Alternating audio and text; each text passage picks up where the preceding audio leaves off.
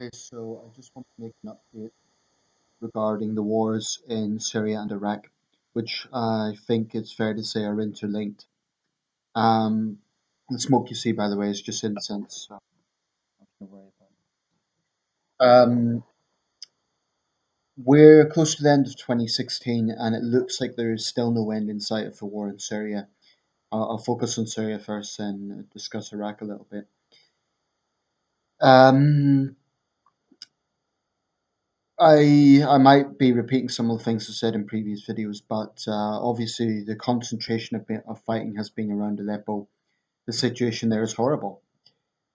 What does trouble me about what is going on, especially in terms of how this war is being portrayed, or is this say being received insofar as how people are interpreting this conflict? What troubles me is that people are portraying this war, this very complex war, as something that's simple. If you believe some of the comments that are flying around online, some of them go along the lines of, oh, the West is funding ISIS, Assad and Russia is attacking ISIS. Now, that sort of simplistic reflection of this conflict is so far removed from the complex realities of it that it's unfortunate that a lot of people are buying into that. Look, everyone knows that the Islamist groups, the likes of ISIS, the Al Nusra Front, and others, especially ISIS, but there's some pretty vile groups on the ground as well. They do some appalling things. I don't even need to chronicle that. They do some truly hideous things. Um, and everyone knows that, and no one disputes it. But there are still a lot of people. I've just come off a debate forum, actually, which is probably what prompted me to make this video. There's still a lot of people that really believe Assad is some sort of embattled leader just defending his country from terrorists. People have a short memory when it comes to conflicts. They forget that when this began in late 2010, it wasn't a case that ISIS just came into the country and that was that, and Assad was taking on ISIS. If you look at the global situation of that time, or let's say the regional situation, the Arab Spring, the grievances that Syrians had were essentially the same, with some obviously regional variation, but essentially the same as those that were going on in Egypt and Bahrain and Libya and the rest of the Arab world. And there were grievances such as high food prices, high unemployment, corruption, and authoritarianism. I think it's fair to say, if you look back then at the sort of grievances most people had, that's the sort of theme. Regardless of whether people were left, right, or centre, what sect they belonged to, those were actually driving themes. People indeed forget the entire Arab Spring arguably began when a young Tunisian man, Mohamed Bouazizi, self-immolated because of protests over the way he was being treated by the police. Police brutality, incidentally, was another issue. Now, in the case of Syria, the context was a bit different from, for example, Libya. A significantly bigger population, a more urban society, and frankly, a more sophisticated society. So, inevitably, when a civil war broke out in a country like that, it was always going to be, a long situation. It's now over 5 years and counting. Goodness knows how many people have died. The most conservative figures say 250,000, some sources suggesting 470,000. This is the deadliest conflict of the 2010s decade, one of the deadliest of modern times. It's an appalling situation, and it's heartbreaking to see Syrian children being bombed every single day. I'm not making this video in order to sort of present a pro-West position, but I do think it is important that people look at the whole context, because there is a lot of bashing the West going on cyberspace by people who think they know everything, people who are informed by the likes of Russia Today, which is a completely discredited news service. Incidentally, I just want to add a little bit to the video I made about RT losing its funding in the UK from, I believe it was NatWest. A lot of people are saying that showed British hypocrisy because it was an attack on freedom of speech. Here's the thing. I have no problem with journalists asking questions, and I will always, always defend that. But Russia Today, as the journalist James O'Brien pointed out, and James O'Brien is hardly some sort of neocon, I'd argue, is quite left wing. As he pointed out, the hypocrisy of this is astonishing. All this false tears over the plight of RT. Look at the situation of journalists in Russia. Look how many journalists have gone missing for questioning either Putin or his puppets like Chechen president. I momentarily forget his name, but look at the situation going on in Russia. So I just don't accept RT as a legitimate news source, and I find it mildly amusing that they're having this sort of moral outrage about supposed attack on free speech in Britain. The fact of the matter is, I can still watch RT actually. We have satellite TV. I can still see it. I can still see it on YouTube.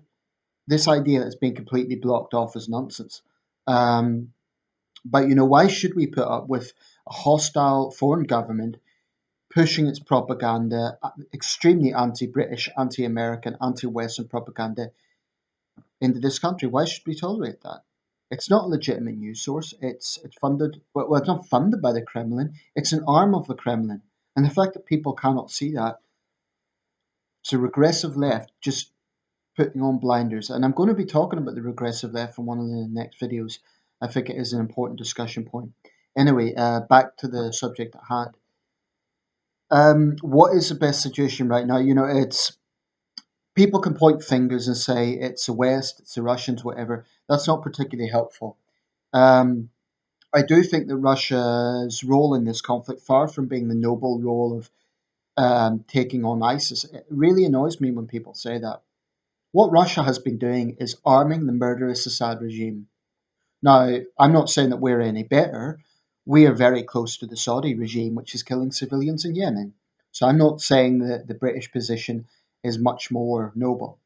Um, Theresa May the other day said that we have one of the strictest arms control regimes around, but to be honest, if I have one major criticism of my own government, it's the fact that we do sometimes seem inconsistent on things. For example, we elevated Saudi Arabia to the UN human rights body. I mean, that's absurd. Saudi Arabia is one of the very worst countries in the world when it comes to human rights. So I accept criticism of the British government in that regard. It's completely legitimate criticism. But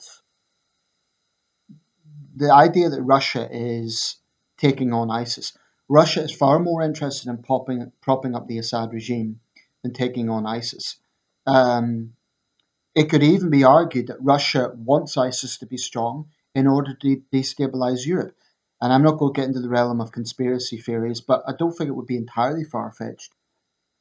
Russia knows that the EU is facing major internal issues right now from the refugee, migrant, whatever you want to call it, situation and internal situations with Brexit and so on. So I don't think it's far fetched that Russia would want Islamists to penetrate Europe. So by saying that they're taking on ISIS, I think it's just a false narrative. Um, I've no evidence for that. I'm not saying it is the case, but I'm just saying it is not implausible. The games that Vladimir Putin and the Kremlin play, it's power games, and every country does it. America does it, Britain does it. But the point is, at that level, no one is entirely innocent. So those who think that Russia, I've seen comments online hailing Putin like he's some sort of great humanitarian. This is utterly absurd. Utterly absurd. Um, the fact of the matter is, Russian bombs have killed thousands of civilians in Syria. The Assad regime are compulsive liars. I was at a screening of a film called We Are Giant. It was a documentary film about the Arab Spring.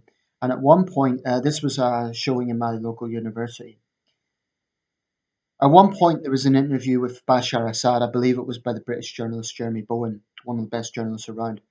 But anyway, every time Assad spoke, the Syrians in the audience sort of jeered and laughed sarcastically. They hate Assad. And these guys, I know some of them, they're not pro Islamist. They hate ISIS just as much. But one of the most insidious lies that has been going around is that the Syrians support Assad. Okay, here's how I view it. I believe there will be some Syrians who genuinely support Assad because they either think he is an embattled president taking on terrorists, or they see him as the lesser of two evils. And I think that's true, especially Christians, for example. I accept that. I totally understand their position because they fear this Islamist incursion. So I totally understand that. But people also overlook the nature of dictatorships. You can point out any dictator in history that has had support. Hitler, Stalin, Idi Amin, Saddam Hussein, Muammar Gaddafi, all these men committed appalling human rights abuses. But they all, at some point, had ostensibly big support. Now, that's a false image because the very nature of dictatorships is that they rule through fear. And how people can't see that is incredible. That's how dictatorships operate. That's why you get these former Soviet republics where leaders are getting 99% of the vote in so called free elections, which are nothing of the sort. It's a false projective of what is actually going on. And I think when people say all the Syrians support Assad, certainly there will be a pocket of Syrians that do. But this idea that all, what is it, 25 million Syrians, including the Syrian diaspora, support Assad, give me a break. People also conveniently forget that at the start of this conflict, Assad's secret police, the Shabiha, don't know if I'm pronouncing that correctly, but they were basically thugs who tortured Syrian civilians because they were deemed to be opponents of the Assad regime. You know, this is a brutal dictatorship. And as horrible as ISIS is, and it is, we shouldn't overlook that fact. You know, this is not a case that this is an embattled president fighting terrorists. This is okay as an embattled president, but he's brought it on himself by starting this conflict in the first place by using brute force. I believe what happened then was moderate rebels, if we're going to call them that, took up arms. Why? Because they had no choice, because they were being killed. And then Islamists took advantage of the situation. Probably now, to be fair, most of the opposition on the ground are Islamists. Probably it is a minority who are truly moderate. But at some point, then, when all these horrible things were going on with the likes of ISIS, Putin shamelessly promoted this narrative, oh, the West funds terrorists. I remember when all the Putin fanboys and fangirls were cheering Tsar Vlad because he said, look, the West supports cannibal eating rebels, because there'd been horrible footage of one Islamist supposedly eating the heart of a Syrian army fighter. Um, in any war, throughout history, you're going to have horrible incidents happening on both sides. Even if we look at another civil war, let's look at the American Civil War. Look at Andersonville Prison, and I don't want to go too far off on a tangent here, but it is relevant. Andersonville Prison was a Confederate run prison. 12,000 Union prisoners of war died in that prison camp in horrible conditions. In New York, there was Elmira prison where 3,000 Confederates died in terrible conditions. So war breeds brutality on both sides. It's the nature of war, and it's true of every civil war throughout history. That's obviously not to vindicate anything that's going on. It's just to point out the fact that that is what happens in war. So when Putin sort of used that one incident to say, look at what the West is doing, it is true that the West, NATO countries, funded the Free Syrian Army at the beginning. I am yet to see evidence. I'm yet to see someone produce evidence that the West has knowingly and deliberately funded ISIS. For a start, this would be a bit of a own goal, given that hates the West and ISIS has been repeatedly targeting the West with Nice, with Brussels, with Paris. How would that help Western leaders? People might say, oh, well, terrorist attacks give them a sort of clause to stay in power, but it also, you know, I mean, the French authorities have come under huge criticism for the security situation. I think it's far fetched to say that any leader wants instability in his or her country. I think that really is far fetched. Certainly, there's been incredibly naive decisions taken. I think Merkel's decision to let in 1 million people was an incredibly, it's going to damage her legacy. It was a terrible error. Um, So, there's this narrative going on that the West, as policy matter, funds ISIS. I'm yet to see anyone actually produce tangible evidence that is the case. I've no doubt that ISIS has got Western money at some point. I've no doubt that they will have got funding from rogue arms dealers. During the Rwandan genocide, there was a Dutch businessman, I believe he's been subsequently convicted for selling weapons to the Hutu militias, the Interahamwe militias. So when you get a war on this sort of scale, you're going to get arms dealers. These are immoral, callous people who are totally indifferent to suffering, who are making a profit off selling weapons to warlords. That's the nature of war, and it's a horrible thing. But this idea that the West, as a policy matter, funds ISIS, I really wish people would back some evidence to say that. By the way, I'm not saying it isn't true, point blank, it's not true. I'm just saying that I'm yet to see hard evidence that it's true. So I think it's a way to sort of make, once again, blame this whole thing on the West, because there are people out there, no matter what the situation, no matter what is going on in any situation, it's always the fault of the West. That is their mindset. And I won't talk too much about the regressive left in this video, I'll save it for another video. But the utter hypocrisy of the likes of the Stop the War coalition. They say they're pacifists across the board. Rubbish. I've seen people on the Stop the War coalition, and I'll probably be repeating this in the regressive left video, but it's important, who, instead of refuting that they're hypocrites, they actually back it up by saying, oh, but Russia's just taking on the terrorists. These people call themselves pacifists. This is ridiculous. Um, so all I would say to people looking at the Syria situation, outside of Syrians, I understand Syrians are going to be, frankly, emotionally driven, and they're going to have allegiances one way or the other. But to people outside looking on, all I would say is don't believe the narrative that it's entirely the fault of one side or the other. Nobody is entirely innocent in this conflict, and I include the West in that. No one is entirely innocent. I will say this though: when people accuse the West of doing nothing, they forget that a year ago, David Cameron took action against ISIS in Syria. They forget that 4 years ago, 3 years ago, again, David Cameron and other Western leaders pushed for action against the Assad regime. So I don't really accept that Western leaders haven't tried to do anything. It's not so much that they haven't tried to do anything, it's that the situation on the ground has now got to such a quagmire, such a stalemate. And I appreciate this is of no comfort to Syrian civilians, but it's got to such a situation that it's just a quagmire. I think the only way this thing is going to end is when both sides basically exhaust themselves.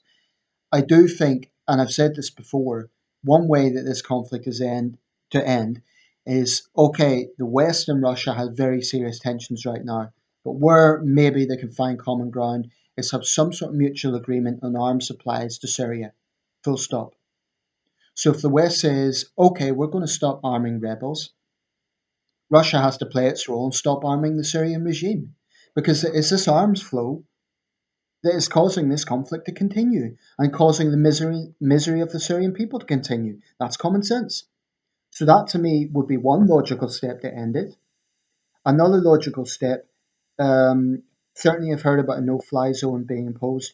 That wouldn't be easy. It was done in Bosnia. Didn't exactly save lives in Bosnia. I don't know. I need to look more into that to see. Certainly it's Hillary Clinton's position, and I know a number of Syrians themselves want that to be the case. I don't know how effective it would be or not. So there's no easy answers to this, and it's a horrible situation. It really is. But I wish people would stop making sweeping statements like they know everything that's going on. I don't know everything, and very few people can claim that they do. One thing I will say though is just don't believe everything Russia Today says, because it's utter Kremlin propaganda. If you really believe what RT says, then Assad is a beloved leader who's the shamelessness of RT. They cannot even bring themselves to report the atrocities committed by the Assad regime. And why is that? Because Russia is pro Assad and it therefore vindicates the Russian position. So just it's unfortunate that I mean it's normal. This is what happens in war, and again that's something that is goes back a long way as well. but particularly in this war. So, how can it end? Stop the arms supply, impose a no-fly zone. In terms of the post-war structure, would Assad be in power? Would he not? I think it's up to the Syrian people to decide. Of course, that's easier said than done because the country's a mess. Um, you can't just leave Syria to its own because then a civil war would just break out again. So there has to be intervention in terms of negotiating a peace deal. Kerry and Lavrov have made it clear that talks have broken down. That's really unfortunate. But the point is, Russia will not even fathom. It will not even fathom not arming the Syrian regime. And to be fair, the West probably could do more to, really see where their weapons are going in terms of the so-called moderate rebels. I think before they arm rebels, they need to really, really check what their ideology is. So, yeah, no one is innocent. But how does it end? Cut off the arms supply and possibly a no-fly zone. I'm not going to talk at length about the migrant refugee situation because that also includes other countries, Eritrea and so on, and that's for another video. As for Iraq, it is interconnected. Well, the Iraqi army, of course, has made this big push on Mosul. I have a friend in Idlib, excuse me, not Idlib, in Erbil, northern Iraq in Kurdistan. And that's one of the restive parts of Iraq. It's relatively safe. I'm going to contact her later and just check that it is still safe there. As far as I know, most of the fighting is going on around Mosul. I hope Mosul doesn't become the next Aleppo. That would be very serious. Mosul, like Aleppo, was a major city. I believe at the last census it was 1.7 million. Of course, it's very very hard to verify that because people will have fled the city. So I hope that doesn't turn into an Aleppo style quagmire. Certainly for the Iraqi army, they have to kind of make up their, in a sense, their lost ego because it was very humiliating what happened 2 years ago. I hope they regain it. The problem is when the likes of ISIS is pushed into a corner, as they are in northern Syria and northern Iraq and southern Turkey, they become more vicious. You know what they say: a dog that's cornered bites the hardest. That's pretty true of ISIS. Personally, I believe ISIS should be wiped off the face of the earth. I believe there are. I can't think of enough adjectives to describe what I think of ISIS, and that's nothing original. A lot of people agree with that. Um, so there it is. I hope the Iraqi army regain Mosul. But I do think the Iraqi government, in terms of the general sectarian situation in Iraq, they need to be more inclusive. They need to be more inclusive. They need to bring in um, representatives from every community in Iraq. Otherwise, you're going to have a situation where this sectarianism continues forever. And in post war Syria, the same situation is going to happen if every ethnic religious group is not represented. Should that include Islamists? Well, in a certainly, it shouldn't include ISIS because this is an organization that refuses to renounce violence. Moderate Islamists, if there is such a thing, possibly, yeah, there's no other way because if there's going to be peace in Syria, every group will have to be represented, and that makes the tragedy about war is it takes years, decades to rebuild. This is 2016, 2026, 2036, 2046, 2056, 2066. What's Syria going to look like? Who knows? If we look at a conflict that happened, let's say 40 years ago, Vietnam, that was a brutal, horrible conflict. Today, Vietnam is a fast growing economy. It's a peaceful country. It's no major wars going on except for tensions in the South China Sea, but it's had no major internal conflicts since the Vietnam War. It has pretty good trade relations with other countries. Not a great human rights record, but leaving that aside, it's come a very long way since the Vietnam War. So, surely there were times in the midst of the Vietnam War people thought this will never end. That's the only glimmer of hope that I would say there is for Syria. This can't last forever. There are a few conflicts that have lasted a very long time, like the armed conflict in Colombia and various conflicts in Sudan. But this can't last forever, and that's what I would say to Syrians. It's easy for me in the comfort of the United Kingdom to say these things, but I just hope it ends soon.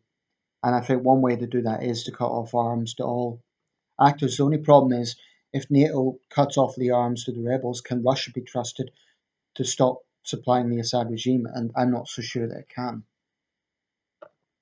That's some of my thoughts on the current situation. I hope this is all resolved soon. What's going to happen under the Clinton administration? And, I might sound biased here, but I believe Clinton is going to win the White House.